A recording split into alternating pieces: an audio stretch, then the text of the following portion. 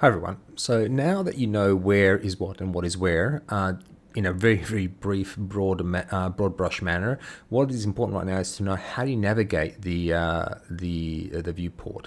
So you've got this green axis, blue axis, and red axis. So green is up, and you can see here a little miniature version of it. So that's the y-axis, z-axis is blue, and the red axis is your x-plane. Now, if you hold the Alt key or the Options key on the Mac, and you just click the left mouse button and move left and right, you're going to get this type of movement. Holding the Alt key again, you can hold the middle mouse button and pan left and pan right. Hold the Alt key again and the right mouse button. Now you can zoom in and out just by moving the mouse up or down or left and right. Okay, so that's your basic navigation in CINEMA4D. Just a little tip or trick to know is that when you have multiple objects, to orbit around those objects, it can be rather difficult if you don't select anything.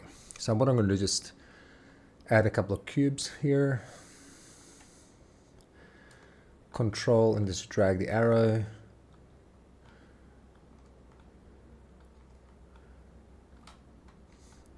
Now here, if I'm going to do an orbit by holding the Alt key and the left mouse button, it's orbiting around this axis, the one that's been selected.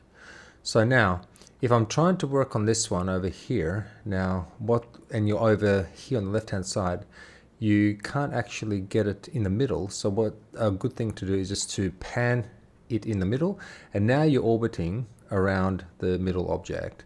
So always make sure that you select the object that you want to pan around or orbit around before you do so. So here you can see it's like as if it's finding a middle axis here and just orbiting around that axis, rather than trying to do it always from the middle of the screen. So with whatever object you select, it will basically orbit around that object.